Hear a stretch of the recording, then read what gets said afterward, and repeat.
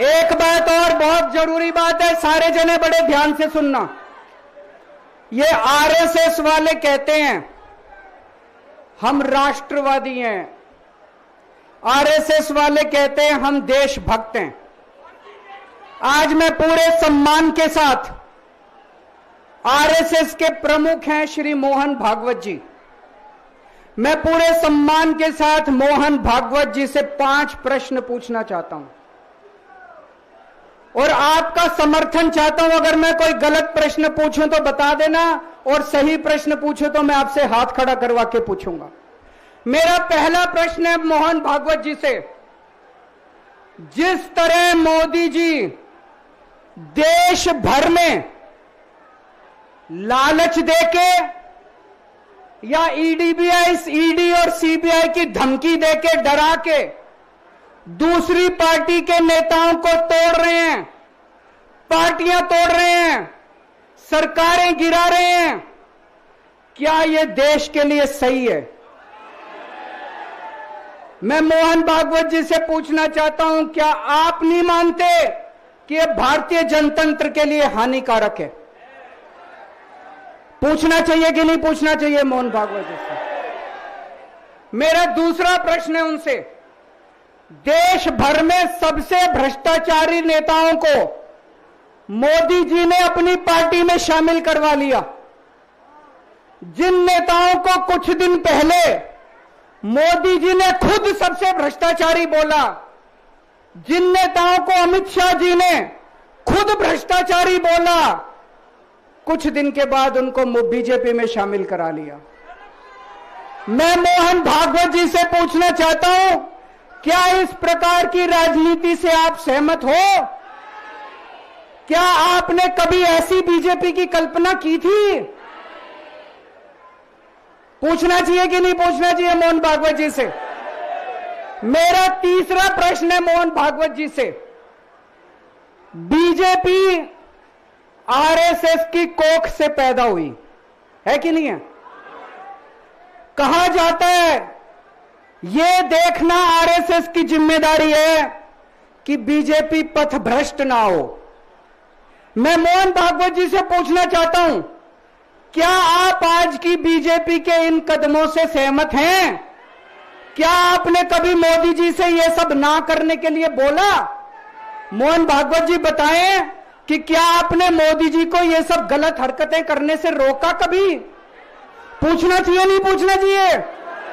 मेरा चौथा प्रश्न है मोहन भागवत जी से, जेपी नड्डा जी ने लोकसभा चुनाव के दौरान उन्होंने कहा कि बीजेपी को अब आरएसएस की जरूरत नहीं है।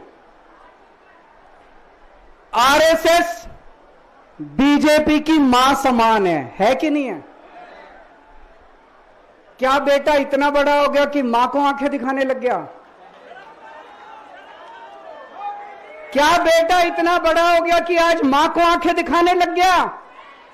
जिस बेटे को पाल पोस के बड़ा किया, जिस बेटे को प्रधानमंत्री बनाया, आज वो बेटा पलट के मां को अपनी आंखें दिखा रहा है। मातृतुल्य संस्था आरएसएस, आज वो बेटा अपनी मातृतुल्य संस्था को आंखें दिखा रहा है। मैं मोहन भागवत जी से पूछना चाहता हूं, जब नड्डा जी ने ये कहा तो आपके दिल पे क्या गुजरी, आप जरा बताइए इस देश को। क्या आपको दुख नहीं हुआ? मैं आरएसएस के हर कार्यकर्ता से पूछना चाहता हूं, जब नड्डा जी ने कहा कि हमें आरएसएस की जरूरत नहीं है, क्या आरएसएस के हर कार्यकर्ता को दुख नहीं हुआ? मेरा पांचवा प्रश्न मोहन भागवत जी से मैं कहना चाहता हूं, आप ही लोगों ने मिलकर कानून बनाया था कि 75 साल के होने पे कोई भी व्यक्ति रिटायर होगा। इस कानून के तहत आडवाणी जी को रिटायर कर दिया, मुरली मनोहर जी जैसे बड़े बड़े नेताओं को रिटायर कर दिया, बीसी खंडूरी जी को रिटायर कर दिया, कलराज मिश्र को रिटायर कर दिया, शांता कुमार को और पता नहीं कितने लोगों को रिटायर कर दिया।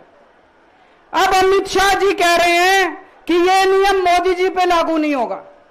तो मैं मोहन भागवत जी से पूछना चाहता हूं, क्या आप इससे सहमत हो कि जो नियम आडवाणी जी पे लागू हुआ वो मोदी जी पे लागू नहीं होना चाहिए। आप ये पूछना चाहते हैं कि नहीं पूछना चाहते?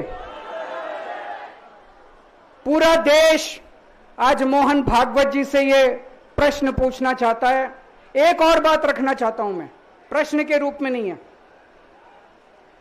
आज हमारे देश के अंदर शिक्षा व्यवस्था का बहुत बुरा हाल है।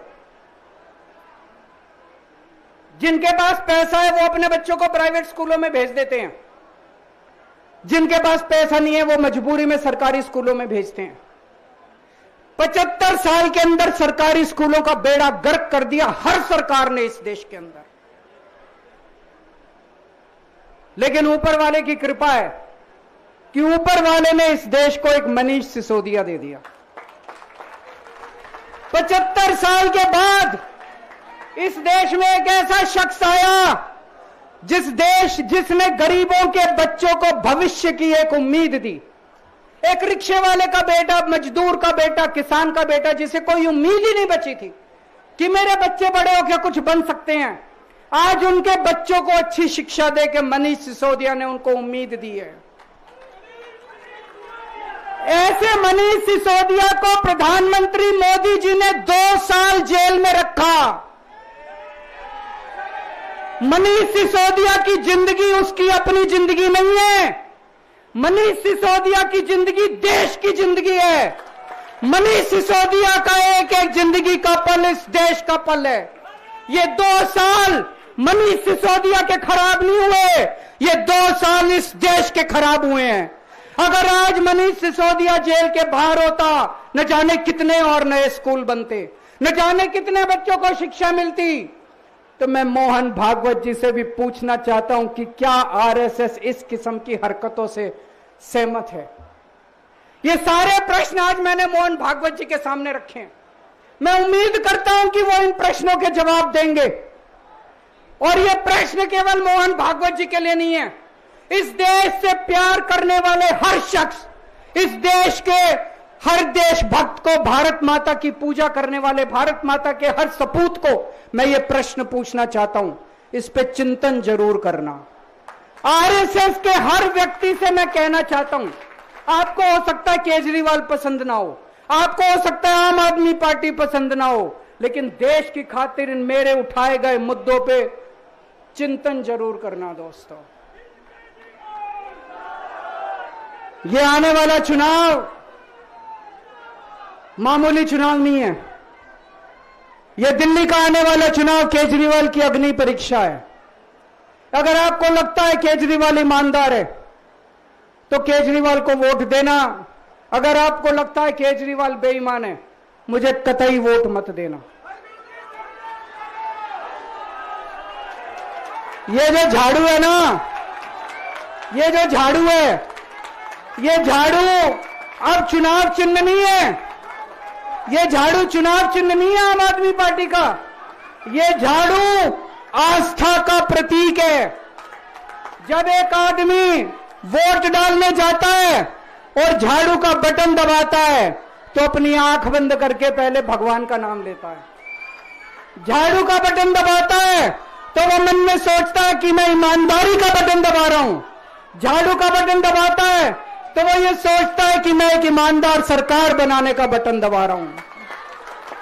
इस झाड़ू का बटन तभी दबाना अगर आपको लगे केजरीवाल ईमानदार है, नहीं तो इस झाड़ू का बटन मत दबाना दोस्तों। भारत माता की।